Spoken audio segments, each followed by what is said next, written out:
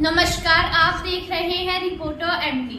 पिछले 2 लोकसभा चुनाव में भाजपा इन तीनों सीटों पर बड़े अंतर से जीती है।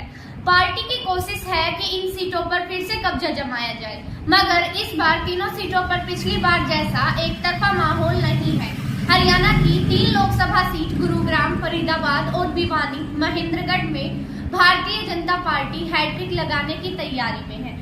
पिछले 2 लोकसभा चुनाव में भाजपा इन तीनों सीटों पर बड़े अंतर से जीती है।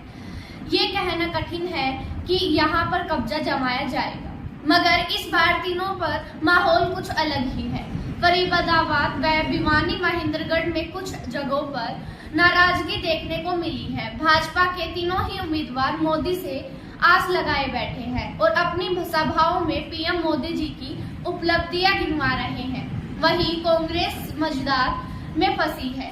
2009 के चुनाव में कांग्रेस ने आखिरी बार इन तीनों सीटों पर भाजपा के लिए जीत के रथ को रोकने के लिए पशु जोर लगा रही है।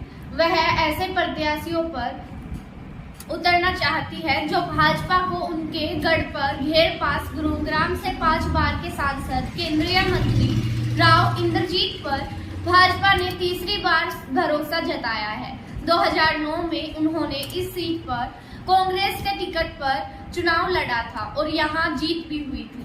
फरीदाबाद सीट से भाजपा ने केंद्रीय मंत्री कृष्णपाल गुर्जर को मैदान में उतारा है। वह राज्य में मंत्री के साथ प्रदेश अध्यक्ष भी रह चुके हैं।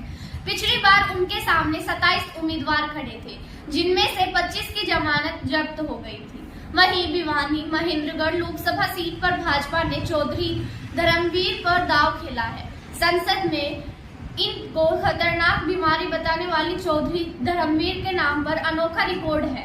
वह बंसीलाल परिवार की 3 पीढ़ियों को चुनाव में हरा चुके।